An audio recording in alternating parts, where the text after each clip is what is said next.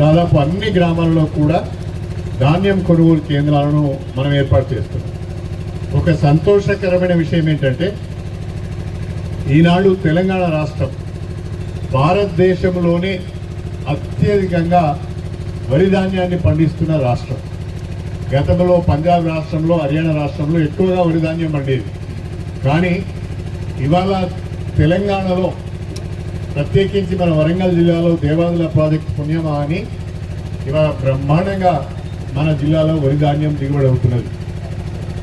మన ఒక్క స్టేషన్ గన్పూర్ నియోజకవర్గంలోనే దాదాపు 1,00,000 ఎకరాల్లో వరి సాగు అవుతున్నది. మరొక 20,000 ఎకరాల్లో మొక్కజొన్న సాగు అవుతున్నది. 1,00,000 ఎకరాలలో వరి సాగు అంటే దాదాపు 60 నుంచి 70 వేల మంది రైతులు ఉంటారు. దాదాపు 20,000 ఎకరాలలో మొక్కజొన్న అంటే లేదంటే వాళ్ళు ఒక 12,000 మంది రైతులు ఉంటారు. 12,000 మంది రైతులు ఉంటారు. అంటే ఆ రకంగా 70-75 వేల మంది రైతులు ఇవాళ మన స్టేషన్ గన్పూర్ నియోజకవర్గంలో వరి సాగు మరి మక్కల సాగు చేయడం జరిగింది. మొన్న ఈ మధ్యనే మక్కలను కొనేవాళ్ళు లేరు, అడ్డికి పావుసీని అమ్ముకోవాల్సి వస్తున్నది. మొక్కజొన్నలకు 2,400 మద్దతు ధర ఉంటే 1,600-1,700 కూడా ఎవరు కొనడం లేదు.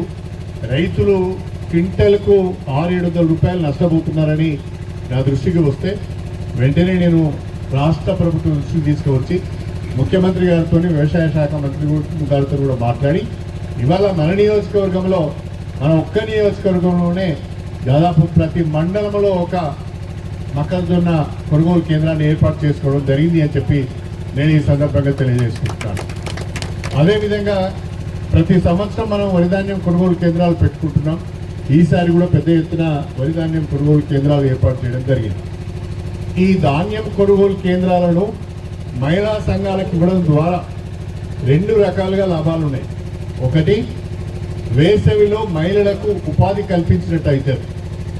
రెండవది, ఇక్కడ 50,000 క్వింటాళ్లకు కనీసము ఒక 35,000-40,000 క్వింటాలు మన ధాన్యం కొనుగోలు కేంద్రానికి వచ్చినా లేదంటే 8 నుంచి 10 లక్షల రూపాయల కమిషన్ వస్తుంది. 40,000 క్వింటాల్స్ వచ్చిందంటే ఖచ్చితంగా 10 లక్షల రూపాయల కమిషన్ వస్తుంది. ఖర్చులు అన్నీ 1 లక్ష 2 లక్షలు పోతే, అమాలి కూలీలు అన్నీ కలుపుకొని ఖర్చులన్నీ 2 లక్షలు పోతే ఒక 8 లక్షలు మహిళా సంఘాలకు మిగిలే అవకాశం ఉంటుంది. ఒక 10 మంది పనిచేస్తే వాళ్ళకు ఈ 2 నెలలకు గాను ఒక్కొక్కరికి ఒక 50,000 రూపాయలైనా గిట్టుబాటు అయ్యే అవకాశం ఉంటుంది. దీన్ని మహిళలు ఆర్థికంగా అభివృద్ధి చెందడానికి అవకాశం ఉంటుందనే ఉద్దేశంతోనే ఇవన్నీ కూడా మహిళా సంఘాలకు కేటాయించడం జరిగింది అని చెప్పి నేను ఈ సందర్భంగా తెలియజేసుకుంటున్నాను.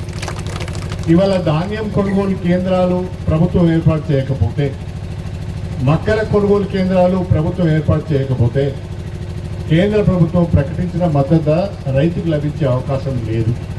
తద్వారా రైతు తీవ్రంగా నష్టపోతున్న ఉద్దేశంతో ప్రభుత్వమే ముందుకు వచ్చి కొనుగోలు కేంద్రాలను ఏర్పాటు చేసి ఈ ధాన్యాన్ని కొంటున్నారు. మొక్కలను కొనుగోలు చేయడానికి బ్యాంకు నుంచి 5,000 కోట్ల రూపాయల రుణం తీసుకున్నారు. అదేవిధంగా యాసంగిలో పండిన వరి ధాన్యాన్ని కొనుగోలు చేయడానికి 23,000 కోట్ల రూపాయలు బ్యాంకు నుంచి తీసుకున్నారు. అయితే ఇవన్నీ ప్రభుత్వం కొనుగోలు చేసి తిరిగి అమ్మే క్రమంలో ప్రభుత్వం అయితే ఈ ధాన్యాన్ని దగ్గర పెట్టుకునే అవకాశం లేదు. మళ్ళీ వాళ్ళు తిరిగి అమ్మాలి. ఈ ధాన్యాన్ని 2,369 రూపాయలకు దొడ్డు రకం కొని, 2,389 రూపాయలను సన్న రకాన్ని కొని మళ్ళీ అమ్మాలి అంటే మార్కెట్లో వ్యాపారస్తులు రింగ్ అయ్యి 1,900-2,000 కంటే ఎక్కువ క్వింటల్ వాళ్ళు కొనడం లేదు. మొక్కజొన్నలు మనం 2,400 కొంటున్నాం. తిరిగి అమ్మాలంటే 1,800 నుంచి 2,000 కంటే ఎక్కువ వ్యాపారస్తులు కొనుగోలు చేయడం లేదు. ఆ రకంగా మొక్కల మీద ఒక 1,000 కోట్ల రూపాయలు, అదేవిధంగా వరి ధాన్యం కొనుగోలు పైన ఒక 4,000 కోట్ల రూపాయలు, మొత్తంగా ఒక పంట కాలానికి 5,000 కోట్ల రూపాయలు ప్రభుత్వానికి నష్టం వస్తున్నది. అయినా రైతులు నష్టపోవద్దు, రైతులు ఆర్థికంగా దెబ్బతినవద్దు, రైతుకు మద్దతు ధర లభించాలనే ఉద్దేశంతో ఈ కొనుగోలు కేంద్రాలను చేసి ముందుకు వెళ్తున్న విషయాన్ని కూడా మీ అందరి దృష్టికి తీసుకొస్తున్నారు. రాష్ట్రంలో కాంగ్రెస్ ప్రభుత్వం ఏర్పడిన తర్వాత ముఖ్యమంత్రిగా రేవంత్ రెడ్డి గారు పదవి బాధ్యతలు చేపట్టిన తర్వాత రైతు సంక్షేమాన్ని దృష్టిలో పెట్టుకొని అనేక కార్యక్రమాలు చేపడుతున్న విషయాన్ని కూడా మీ అందరి దృష్టికి తీసుకొస్తున్నారు. ఇవాళ రాష్ట్రంలో 2 లక్షల లోపు పంట రుణాలు తీసుకున్న రైతుల రుణాలన్నీ కూడా మాఫీ చేశాం.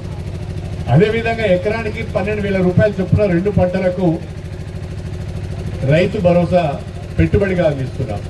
సన్నాలు పండించిన రైతులకు క్వింటాలకు 5,000 రూపాయల బోనస్ ఇస్తున్నాం.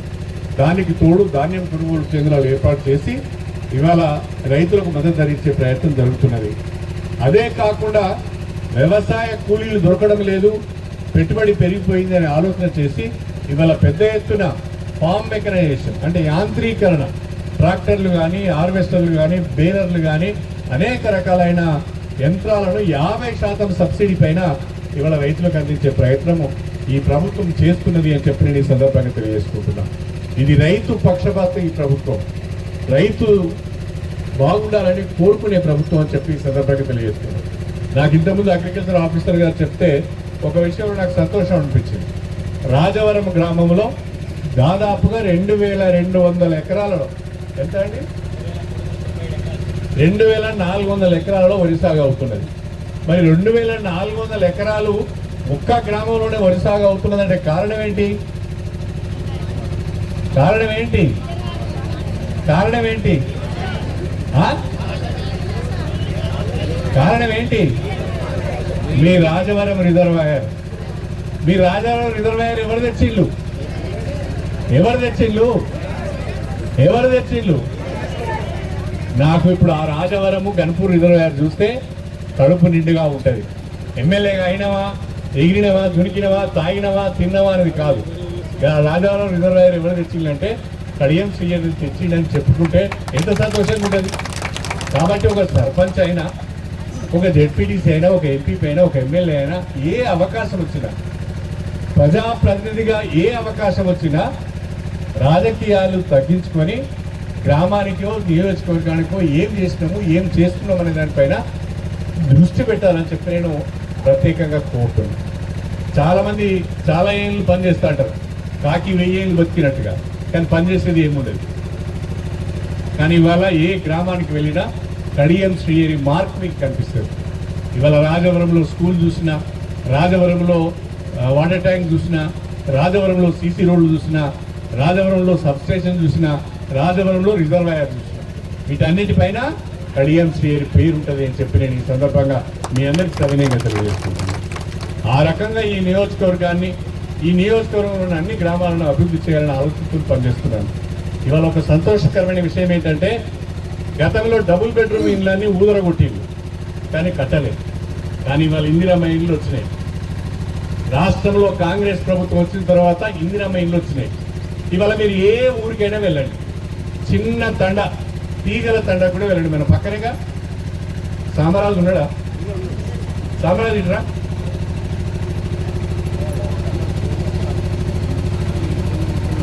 చిన్న ఏ గ్రామానికైనా వెళ్ళండి, ఏ తండాకైనా వెళ్ళండి, 5, 10, 15, 20 ఇందిరమ్మ ఇల్లు నిర్మాణంలో ఉన్నవి. పేదవాళ్ళందరూ సంతోషంగా ఇల్లు కట్టుకుంటున్నారు.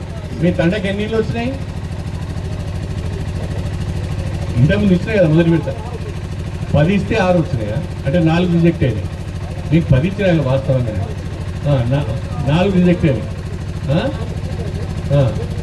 8 కట్టుకుంటారా? 1, 2 ఏమైనా కంప్లీట్ అయినాయా? ఒకటే. గృహప్రవేశం చేయించు, నువ్వే పోయి దగ్గర నుండి కొబ్బరికాయ కొట్టి గృహప్రవేశం చేయి. ప్రతి గ్రామంలో ఇవాళ, ప్రతి గ్రామంలో, ప్రతి తండాలో కూడా ఈరోజు ఇందిరమ్మ ఇళ్ళ నిర్మాణం జరుగుతున్నది. రాజవరంలో కూడా ఇందిరమ్మ ఇల్లు ఇచ్చినాం. మళ్ళీ రేపు 2వ విడత ఇందిరమ్మ ఇల్లు వస్తాయి. ఎవరైతే పేదవాళ్ళు ఉన్నారో, ఇల్లు లేని వాళ్ళు ఉన్నారో వాళ్ళందరికీ ఇందిరమ్మ ఇల్లు ఇస్తాం. కానీ ఇక్కడ మీ అందరిని చూస్తే నాకు ఒక పండుగ లెక్క అనిపిస్తున్నది. చాలామంది ఇందిరమ్మ చీరలు కట్టుకున్నారు. చాలామంది ఇందిరమ్మ చీరలు కట్టుకున్నారు. ఆ ఇందిరమ్మ చీరలు నా దృష్టిలో అయితే పట్టు చీరలు లెక్కనే ఉన్నాయి, పండుగ పూట కట్టుకునే చీరలు లెక్కనే ఉన్నాయి. కానీ గతంలో కట్టుకున్న చీరలు చైన్లలో కట్టినాం. ఎందుకు కట్టినావు? చైన్లలో పిట్టలను బెదిరించడానికి, లేకుంటే నక్కలను, కుక్కలను బెదిరించడానికి చైన్లలో కట్టినాం. కానీ ఇప్పుడు మా మహిళలు కట్టుకుంటున్నారు. అంటే ఏ పని చేసినా చిత్తశుద్ధితో చేయాలన్నది ఈ ప్రభుత్వం యొక్క ఉద్దేశం. అన్నిటికంటే మించి ఈ ఆర్థిక సంవత్సరంలో ప్రభుత్వము ఒక గొప్ప పథకాన్ని తీసుకురాబోతున్నారు.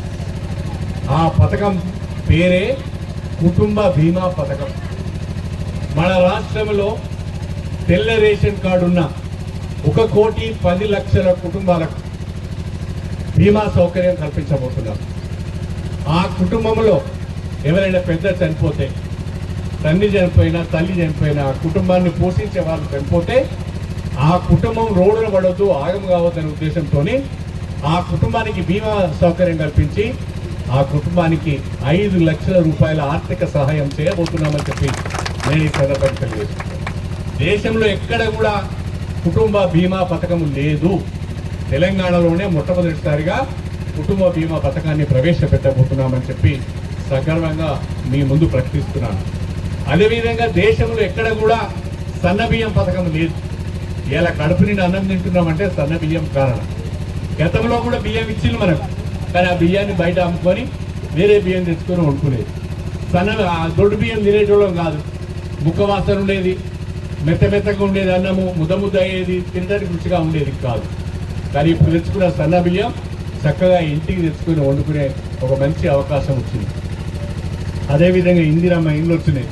గృహజ్యోతి ద్వారా పేదవాళ్ళు ఎవరైతే ఇంటి అవసరాల కొరకు 200 యూనిట్ల వరకు కరెంటు వాడుకుంటున్నారో వాళ్ళకి 0 బిల్స్ వస్తున్నాయి. మన రాజవరం గ్రామంలో 0 బిల్స్ ఎంతమందికి వస్తున్నాయో చేతులు ఎత్తండి. 0 బిల్స్. నువ్వు కరెంటు కడుతున్నావు, బిల్ కడుతున్నావు అమ్మా? ఎంత కడుతున్నావు?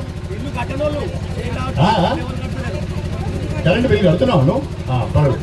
కరెంటు బిల్లు కట్టని వాళ్ళు, 0 బిల్లు వచ్చిన వాళ్ళు చేతులు ఎత్తండి. 0 బిల్లు. ఓ ఇందిరమ్మ చీర నువ్వు కడుతున్నావా బిల్లు? మరి లేపం చెయ్యి.